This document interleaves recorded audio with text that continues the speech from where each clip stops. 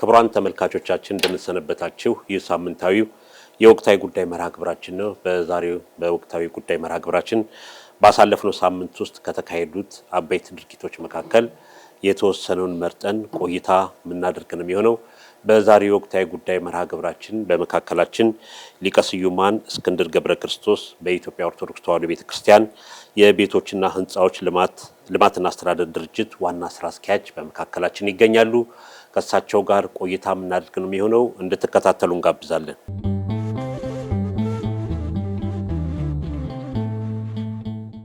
ሊቀ ስዩማን ወደ ዝግጅት ክፍላችን በተለይ በዚህ ወቅታዊ ፕሮግራም መርሃ ግብራችን እንኳን ደህና መጡ እንላለን። ወደ መጀመሪያው ጥያቄ ስንሄድ እንግዲህ ባሳለፍነው ሳምንት ውስጥ ብፁዓን አበው ሊቃነ ጳጳሳት ብፁዕ ጠቅላይ ስራ አስኪያጁና ብፁዕ የቅዱስ ሲኖዶስ ዋና ጸሐፊ ጋር ወደ ቁልቢ ደብረ ኃይል ቅዱስ ገብርኤል ገዳም ጉዞ ተካሂዶ ነበር። በተለይ የዚህ ጉዞም ያን የገዳሙን እድሳትን በተመለከተ በምን ሁኔታ ላይ እንዳለ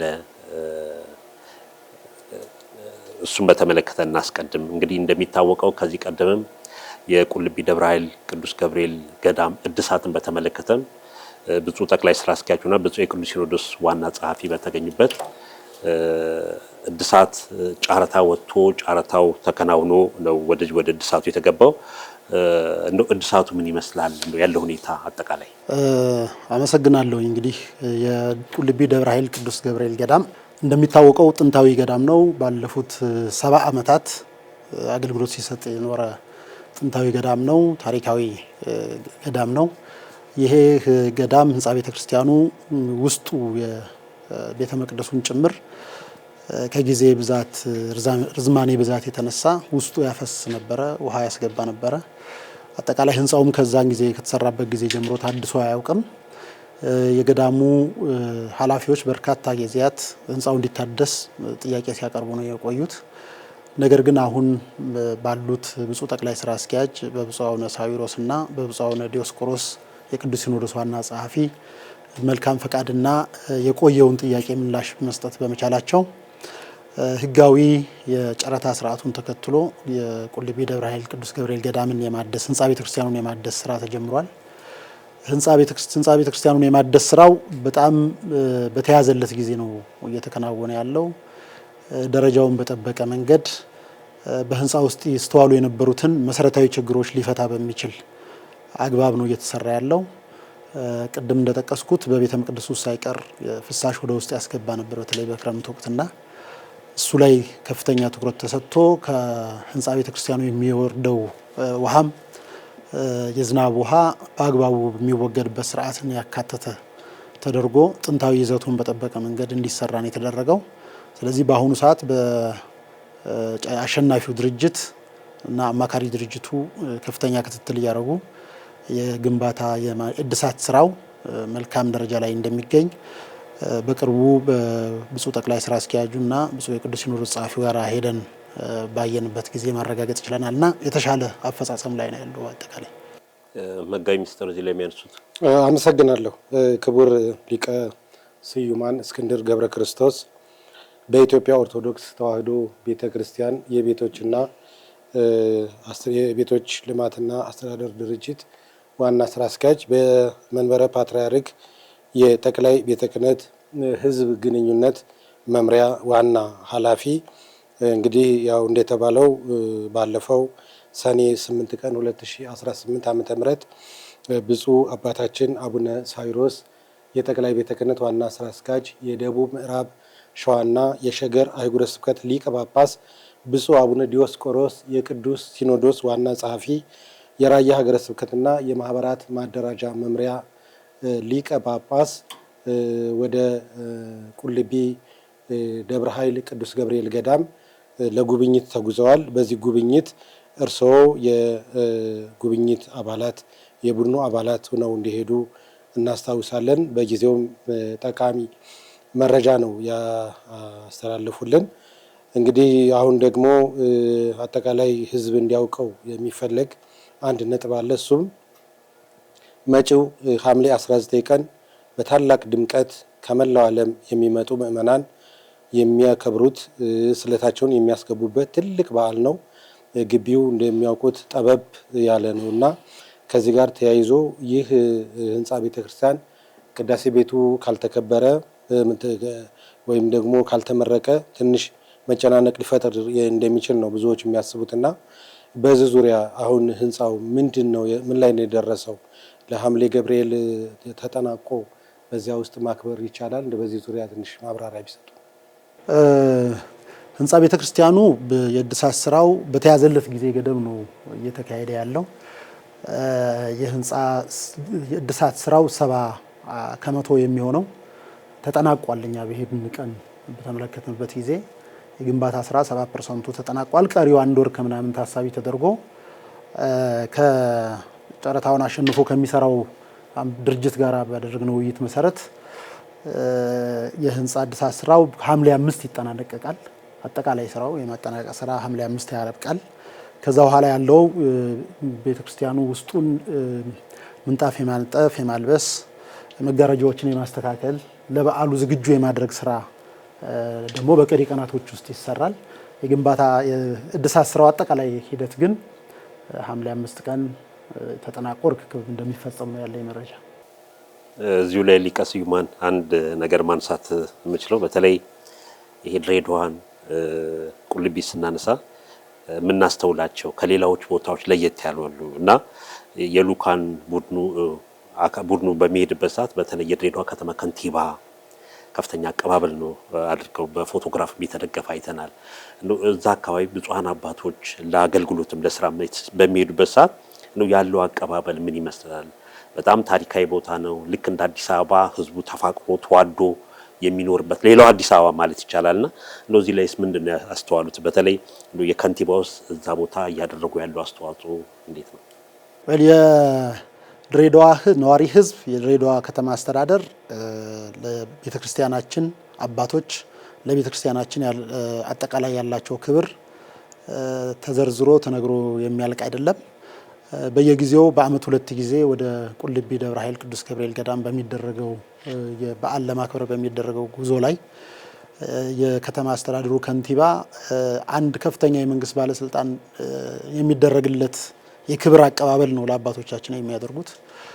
ማርሽ ባንድ አውጥተው፣ ፈረሰኞች አውጥተው፣ ፖሊስ ሰራዊት አሰልፈው ከተማው መንገዱን በጸጥታ አስከብረው ራሳቸው መኪና እያሽከረከሩ ቅዱስ አባታችንን ብፁዕ አባታችንን ይዘው ወደ ማረፊያ ከማረፊያም ወደ ቁልቢ አድርሰው ከኛ ጋር በዓል አክብረው በዓሉ የሚከበርበትን ሁኔታ ሁሉ ከኛ ጋር ሲንቀሳቀሱ የሚቆዩ ናቸውና የእንግዳ አቀባበል የድሬዳዋ እንግዳ አቀባበል በማስቀጠል ውስጥ የከንቲባው ድርሻ ከፍተኛ ነው። ይህንን ደግሞ በቀደምም ዕለት አረጋግጠው አሳይተውናል። ለዚሁ ይህንኑ ህንፃ ለመጎብኘት በተጓዝንበትም ጊዜ ኤርፖርት ጠብቀው ብፁዓን አባቶችን ተቀብለው ራሳቸው መኪና እያሽከረከሩ ቁልቢ ገብርኤል ገዳም ድረስ ሂደው ግንባታውን አብረን አይተን ነው የተመለስ ነው። ለቤተ ክርስቲያን ትልቅ ክብር አላቸው። ለህዝበ ክርስቲያኑም ትልቅ አክብሮት አላቸው። ከዚህ ባለፈም ህዝቡም ወደ ድሬዳዋ እና ወደ ቁልቢ በሚያደርገው ጉዞ ውስጥ እንደምትመለከቱት የከተማ አስተዳደሩ አባላት በሙሉ እሳቸውን ጨምሮ መስተንግዶ በማድረግ ህዝቡን እንኳን ደህና መጣችሁ በማድረግ የሚጠጣ የሚቀመስ ነገር በመስጠት በክብር ነው የሚሸኙትና የሚቀበሉትና ህዝበ ክርስቲያኑም አባቶች በሚያልፉ ጊዜ በስነ ስርዓት የከተማው ነዋሪ ጥግ ጥጉን ይዞ ሰላምታ እየሰጠ በክብር ነው የሚያሳልፈው። በአጠቃላይ የድሬዳዋ ከተማ ህዝብ ለአባቶቻችን ለቅድስት ቤተክርስቲያናችን ያለው ክብር ነባሩን የእንግዳ ተቀባይነት ባህሉን ከፍ ባለ ደረጃ የሚያንጸባርቅ ሆኖ ነው የምንመለከተውና ጥሩ አይነት አቀባበል ነው ሲደረግ የቆየው። አመሰግናለሁ ሊቀ ስዩማን። እኔም ጥያቄ አለኝ። የኔ ጥያቄ ደግሞ ትንሽ ወጣ ያለ ሊሆን ይችላል። ብዙ ጊዜ ስለ ቁልቢ ገብርኤል ድጋፍ ምዕመናን ሲጠየቁ ቁልቢ ገብርኤል በአመት 2 ጊዜ ትልቅ በጀት አለው እና ራሱን አይችልም ወይ እንዴት ድጋፍ ይጠይቃል የሚሉ ኃይሎች አሉና እንደው በዚህ ዙሪያ ምን ይላሉ እርስዎ? ያ በጀት ወደየት ነው አድራሻውና በዚህ ዙሪያ ማብራሪያ ቢሰጡ። ቁልቢ ገብርኤል ድጋፍ የሚያስፈልገው ገዳም አይደለም፣ ደጋፊ ነው። እሱ ራሱ ለብዙዎች የሚደግፍ ነው።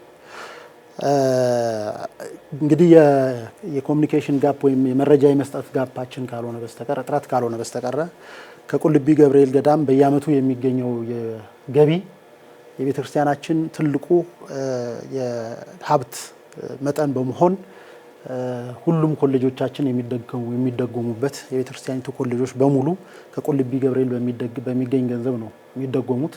እነሱ በመደጎማቸው በርካታ መምህራነ ወንጌል ማፍራት የተቻለው ከቁልቢ ገብርኤል በሚገኝ ድጎማ ነው።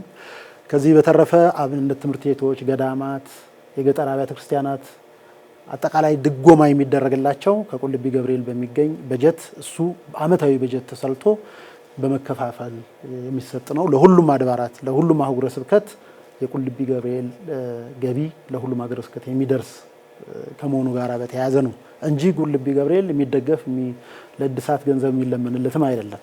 ነገር ግን ቤተክርስቲያን አጠቃላይ ሀብቶቿን በምታስተዳድርበት ሂደት ውስጥ የቁልቢ በዚህ ደረጃ የቤተክርስቲያን ስራ የሚሰራበት ቀጣይ ስብከተ ወንጌል አገልግሎታችን የሚጠናከርበት አብያተ ክርስቲያናት የሚስፋፉበት ካህናት የሚማሩበት የቁልቢ ገብርኤል ገዳም ገቢ ስለሆነ በዚሁ ምክንያት ነው ለቤተክርስቲያኑ ማደሻ የሚሆን ገንዘብ አስፈላጊ ሆኖ ኮሚቴ ተቋቋመውና የሚደራጀው እንጂ የበጀት ችግር ገጥሞት ወይም የገንዘብ እጥረት ስላለበት አይደለም።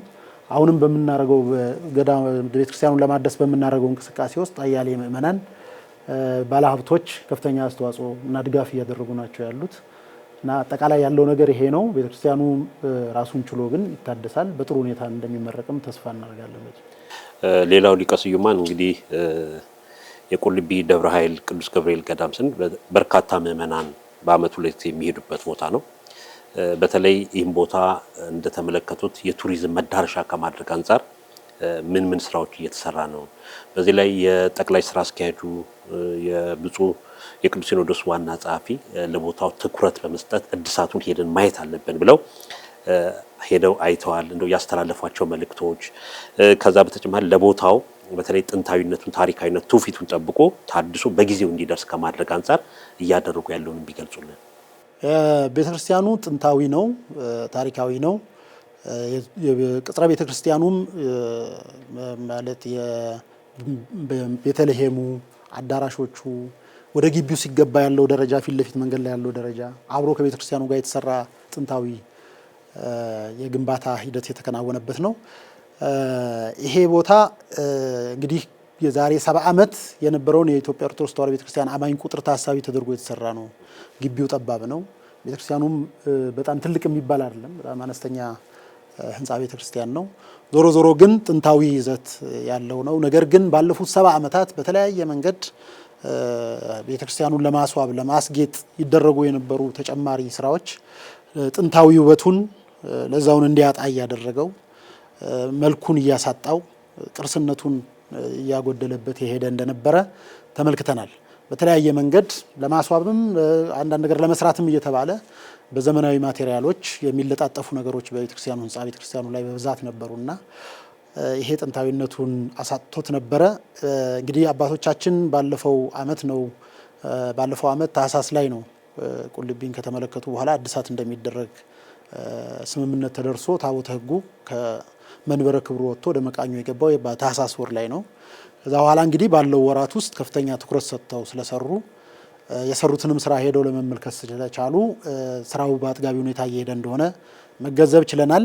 እንግዲህ ጥንታዊነቱን ለመጠበቅ በተደረገው ጥረት በአሁኑ እድሳት ላይ ወደ ነበረበት ቤተክርስቲያኑን መጀመሪያ ሲገነባ ወደ ነበረበት ውበትና ስነ ህንፃ ጥበብ ነው እየተመለሰ ያለው። ተጨማሪ ተለጣጥፎ ለማሳመሪያም ለአንዳንድ ነገር ተደርጎ የነበረው በሙሉ ተነስቷል። አላስፈላጊ ቀለሞች የተቀቡ ነበሩ። አላስፈላጊ ምስሎች የተቀመጡ ነበሩ። ከቤተክርስቲያን ትውፊት ውጪ ከባህላችን ከትውፊታችን ውጪ የሆኑ ምስሎች ነበሩ። እነሱን የማስወገድ ስራ ቤተክርስቲያኑ መጀመሪያ ጥንት የዛሬ 70 ዓመት ሲሰራ የነበረው መልክ፣ ውበት፣ ጥራት እንዲኖረው ተደርጎ ነው ተስተካክሎ ያለው። በጣም በሚያምር ሁኔታ ነው የተሰራው የታደሰው። ከፍተኛ ችግር የነበረው የዶሙ ላይ ያለው ችግር ነው የነበረው። እሱ በአስተማማኝ ሁኔታ መሐንዲሱም አማካሪ መሐንዲሱም ጨረታውን የወሰዱት ኮንትራክተርም እንደገለጹልን ከሆነ ፍሳሽ የሚባል ነገር በአስተማማኝ ሁኔታ የሚወገድበት መንገድ ተፈጥሯል። በውስጥ በኩል ያለው በዶም ውስጥ ያለው ስዕል ጥንታዊ ስዕል ነበረ። እንደዛው ከእንትኑ መሰነጣጠቅ ጋር ተያይዞ ክፍተቶች ነበሩ። እነሱም ጥንታዊ ውበታቸውን እንደያዙ የተፈጠረውን ስንጥቃት በመሸፈን ስዕሎቹን ደግሞ ወደነበረበት ውበታቸው በመመለስ ጥንታዊ ቅርስነቱን ጥንታዊነቱን በሚያመላክት መንገድ በጥሩ ሁኔታ ነው እየተሰራ ያለው። ቀሪ ስራዎች በጣም ብዙ ነው ያሉት፣ ምንም አልተነካም ማለት ይቻላል። ከህንፃ ቤተክርስቲያኑ በስተቀር እንዳልኩት ከላይ ዶሙ ላይ ያለው ችግር ተወግዷል። ከቤተክርስቲያኑ የሚወጣው ውሃ ዝም ብሎ ነበር የሚፈሰው፣ እሱን የሚያስወግድ ራሱን የቻለ ዲሽ ተሰርቶለታል። ከዛ ውጪ የአውደ ምህረቱ በጣም ጠባብ ነው የነበረው። አውደ ምህረቱን የማስተካከል ስራ ተሰርቷል። ራቅ ብሎ ሲመለከቱት ቤተክርስቲያኑን ጥንት በሚታወቅበት ውበት መጀመሪያ ሲሰራ በነበረው ውበት ላይ እንዲሆን ተደርጓልና ይሄ ሁሉ ውበትና ደረጃውን በጠበቀ መልኩ እንዲሰራ በማድረግ ሂደት ውስጥ ሁለቱ አባቶች ለገዳሙ ለህንፃ ቤተክርስቲያኑ መታደስ መሰራት ወደፊትም ለትውልድ ደግሞ በተሻለ መንገድ እንዲተላለፍ ለማድረግ ባደረጉት ጥረት ውስጥና ባደረጉት በከፈሉት ዋጋ በከፈሉት መስዋዕትነት የተገኘ ውጤት ነው። የገዳሙ የስራ ኃላፊዎች፣ አስተዳዳሪው፣ ቁጥጥሩ፣ ሂሳብ ሹሙ፣ ጸሐፊው፣ ጠቅላላ የገዳሙ ማህበረሰብም ለዚህ ስራ መሳካትና መሳለጥ ከፍተኛ አስተዋጽኦ እያደረጉ ነው ያሉት። በአጠቃላይ የህንፃ ስራው ጥንታዊ ውበቱን ጥንታዊ ይዘቱን ይዞ በጣም በሚያምር ሁኔታ ነው የተሰራው። አመሰግናለሁ ሊቀ ስዩማን። እኔ የመጨረሻ መልእክት ሊሆን ይችላል እንግዲህ ይህ ስራ አሁን እንደጠቆሙንም የቤተ ክርስቲያኑ ስራ ብቻ ሳይሆን ቁልቢ ገብርኤል ብዙ ሊስተካከሉ የሚገባቸው ነገሮች እንዳሉ ጠቁመውናል። እንደው በአጠቃላይ ከማን ምን ይጠበቃል እንደው እንደ ማብራሪያ መልእክት ይኖራል? መልካም ነው። ቅጽረ ግቢው እንዳልኩት ሁላችሁም እንደምታውቁት ከውጪ እንደተመጣ ደረጃ አለ። ያ ደረጃ በጣም ተሰነጣጥቆ አደጋ ላይ ያደርስ በሚችል ደረጃ ላይ ነው ያለው።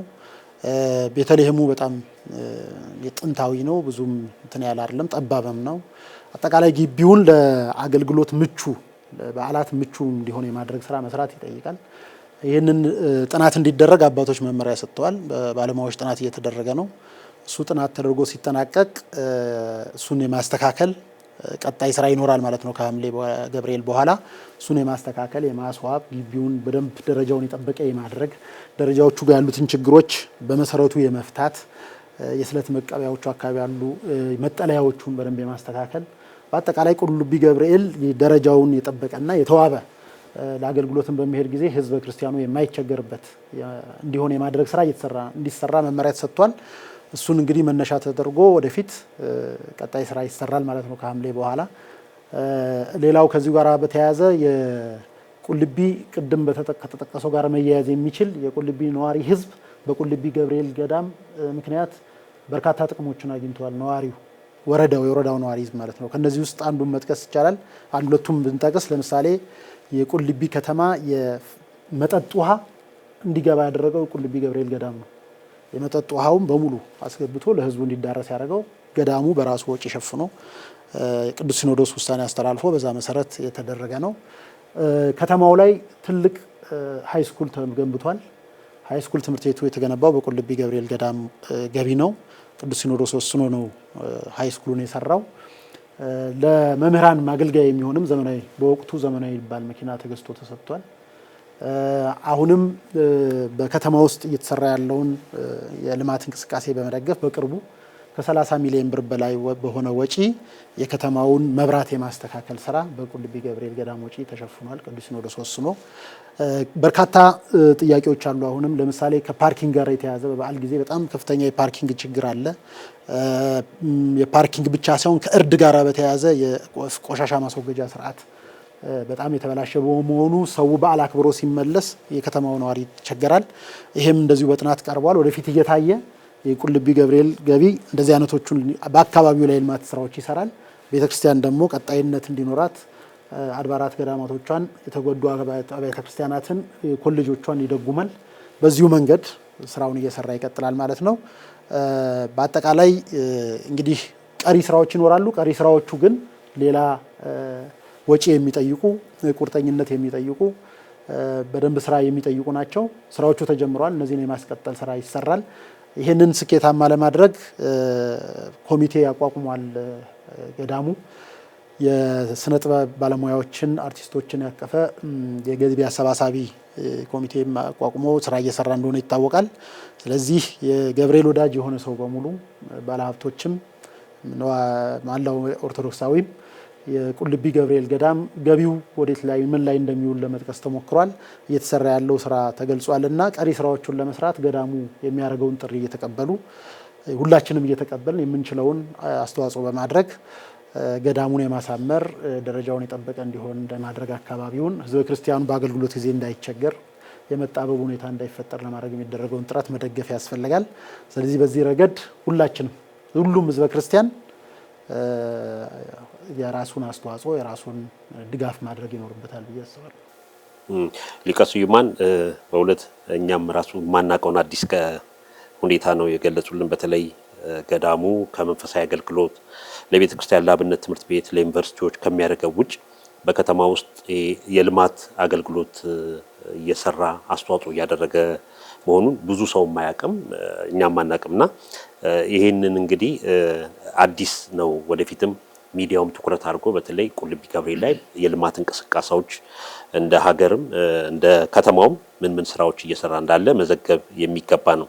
በዚህ ጉዳይ ላይ እንደ ማጠቃለያው ላይ የሚያመሰግኑት አካላት ካለ በተለይ ለቁልቢ ስራ መሳለጥ ባጭር ጊዜ ቋሚ ሲኖዶስም ሆነ ብፁዕ ጠቅላይ ስራ አስኪያጁና የቅዱስ ሲኖዶስ ዋና ጸሐፊ በእነሱ ክትትልም እየተሰሩ ያሉ ስራዎችን እዛም ደግሞ የመንግስት አካላት በተለይ የሚያግዙ ሊኖሩ ይችላሉ፣ ሌሎችም አካላት ሊኖሩ ይችላሉ። ከማህበረሰቡ ከምዕመናኑ ውጪ የሚያመሰግኑት አካላት ካለ በዚሁ ይህን ዕድል የመጨረሻ ልስጥ።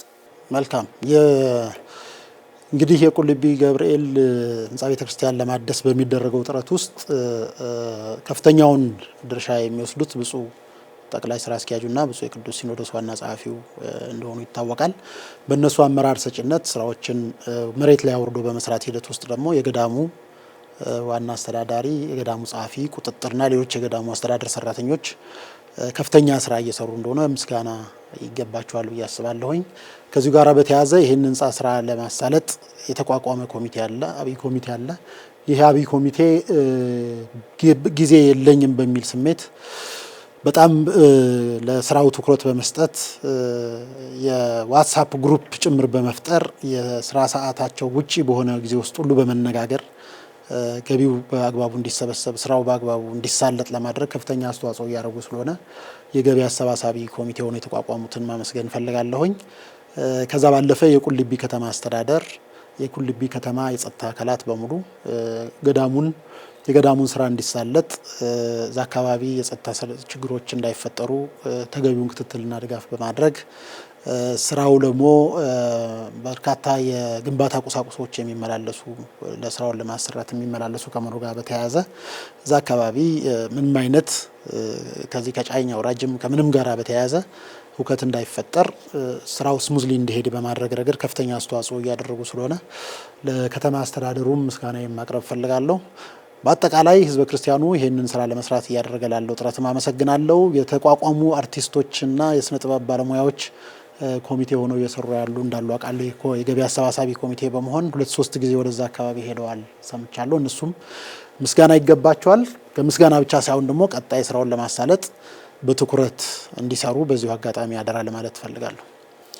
ሊቀ ስዩማን በመካከላችን ተገኝተው የቁልቢ ደብረ ኃይል ቅዱስ ገብርኤል ገዳምን የመንፈሳዊና ልማታዊ አገልግሎት በተመለከተ ሰፊ ገለጻ ሰጥተውናል።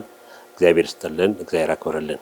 አመሰግናለሁ። እኔ መጋቢ ሚኒስትር ሊቀ ስዩማን እስክንድር በተለይ ስለ ቁልቢ ደብረ ኃይል ቤተክርስቲያን ገዳም መንፈሳዊ አገልግሎቱን ልማቱን በተመለከተ ሰፋ ያለ ማብራሪያ ሰጥተውናል። ምናልባት መነሳት የሚገባቸው የሚያነሱት ሀሳብ ካለ ለሊቀ ስዩማን። አመሰግናለሁ መምህር ጌታቸው። ምናልባት 1 ደቂቃ የሚፈጅ ሀሳብ ነው የሚኖረኝ። በአጠቃላይ ሊቀ ስዩማን እስክንድር ገብረ ክርስቶስ በኢትዮጵያ ኦርቶዶክስ ተዋሕዶ ቤተክርስቲያን የቤቶች ልማትና አስተዳደር ልማት ድርጅት የመንበረ ፓትርያርክ ሕዝብ ግንኙነት መምሪያ ዋና ኃላፊ ከዚህም ቀደም ጠቃሚ መረጃዎችን ከቦታው ሲያስተላልፉልን ነበር።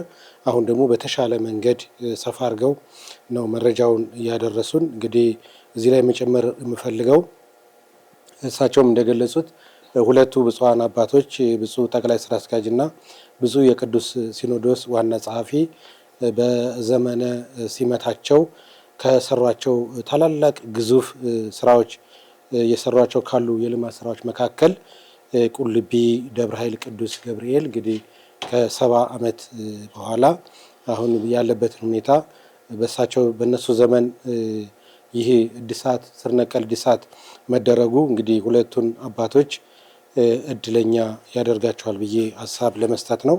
ሌላው እንግዲህ ያው የቁልቢ ገብርኤል እንዲህ በቀላሉ የምናየው አይደለም። ቅድም እንደተጠቀሰው ይህ ህንፃ ከተገነባ ነው ወደ 70 ዓመት ያስቆጠረው። ነገር ግን በአንዳንድ ታሪኮች ስንመለከት የ130 ዓመት ከተመሰረተ እድሜ ያለው በተለይም የግርማዊ ቀዳማዊ አጼ ኃይለ ሥላሴ አባት የሆኑት ራስ መኮንን በሳቸው የተመሰረተ እንደሆነ በዚህ በስዕለት ዙሪያም የመጀመሪያው የተሳሉት ራስ መኮንን እንደነበሩ ወደ አድዋ ጦር ሲዘምቱ በሰላም እንዲመለሱ ድል አድርገው እንዲመለሱ ስለት የተሳሉት ለቁልቢ ደብረ ኃይል እንደነበርና ስለታቸው እንደሰመረ የመጀመሪያው ስለት እንግዲህ ስለታቸውን ህንፃውን በመገንባት እንደተፈጸመ ነው የምንመለከተውና የቁልቢ ገብርኤል የሚታወቀው ሌሎቹም ስለት ይሰማሉ። ነገር ግን እጅግ በጣም ገባሬ ተአምር የሆነ ቦታ ነው። ቢያንስ እያንዳንዱ ሰው 50 ዓመት 40 ዓመት ሳያቋርጥ የሚሄድ ሰው አለና እንግዲህ ይሄ ደግሞ ለምእመናን ትልቅ እድል ነው። ስለት የሚያቀርቡ ሰዎች ከኢትዮጵያ ብቻ ሳይሆን ከመላው ዓለም ከአሜሪካም ከአውሮፓም ከአፍሪካም ጭምር የሚመጡበት ነው። ሁልጊዜ እየተመለከት ነውና አሁንም ምእመናን እንግዲህ ለዚህ ታላቅ በዓል እንኳን አደረሳችሁ። የአሁኑ በዓል ደግሞ በዓሉን ድርብ የሚያደርገው ልዩ የሚያደርገው ይህ ታላቅ ህንፃ ለምረቃ መድረሱ ድርብ በዓል ነውና ምእመናን ወደዛ እንዲመጡ ሊነሳሱ ይገባል ብዬ አስባለሁኝ። እውነት ነው። መጋቢ ምስጢር እንግዲህ ጊዜው ደርሶ ሐምሌ 19 ያው ዓመታዊ ንግስ በዓሉ ላይ ሚዲያችንም ሄዶ የተሰራውን ስራ ክብረ በዓሉን በተለይ እዛ አካባቢ ያለውን የልማት እንቅስቃሴውንም ገዳሙ እየሰራ ያለውን ዘግበን ለተመልካቾቻችን የምናደርስ ነው የሚሆነው። የዛሬው መርሃ ግብራችን በዚሁ እናጠናቅቃለን። ይህም መርሃ ግብር በተለይ ስለ ቁልቢ ደብረ ኃይል ቅዱስ ገብርኤል ገዳም ታሪካዊነቱን እዛ የተሰሩ ስራዎች በተለይ በልማት እንቅስቃሴ ከዛም በተጨማሪ በመንፈሳዊ አገልግሎትና ከቁልቢ ደብረ ኃይል ቅዱስ ገብርኤል ገዳም የሚገኘው ገንዘብም በምን ስራ ላይ እያዋለ እንዳለ ከቤተ ክርስቲያኒቱ አገልግሎት በተጨማሪ በልማት የተለያዩ ስራዎች እየተሰሩ እንዳለ እንግዲህ በመካከላችን ሊቀ ስዩማን እስክንድር ገብረ ክርስቶስ የቤቶችና ህንፃዎች ልማትና አስተዳደር ድርጅት ዋና ስራ አስኪያጅ እንዲሁም የህዝብ ግንኙነት መምሪያ ዋና ኃላፊ ተገኝተው የተመለከቱትን ያስተዋሉትን አስተያየት አካፍለውናል። በተለይ ሊቀ ስዩማን በቤተ ክርስቲያናችን እንደምናውቀው በህዝብ ግንኙነትም መልእክት የተለያዩ ጽሁፎችን ወቅቱና ጊዜውን ጠብቀው በመጻፍ ምዕመናን እንዲያውቁ የሚያደርጉ ታላቅ ወንድማችን ናቸው። በዚህም ቦታ ሄደው ያዩትን ያስተዋሉትን አጋርተውናል። በፎቶም በምስልም በጽሁፍም አጋርተውናልና ሊቀ ስዩማን እግዚአብሔር አምላክ ረጅም እድሜ ከጤና ጋር ሰጥቶ ያቆይልን እንላለን። እንግዲህ የዛሬው መርሃ ግብራችን የተከታተላችሁትን ይመስል ነበር። መርሃ ግብሩን መጋቢ ምስጢር ሳህሉ አድማሱ እኔም ጌታቸው በቀለ ከመላው የስቱዲዮ ባለሙያዎቻችን ጋር ይዘን ቀርበን ተመልክታችሁታል። እኛም በዚሁ እንሰናበታለን። ቀሪውን የኢትዮጵያ ኦርቶዶክስ ተዋሕዶ ቤተክርስቲያን የመገናኛ ብዙሃን መርሃ ግብር እንድትከታተሉ እየጋበዝን በዚሁ እንሰናበታለን። ሰላሙን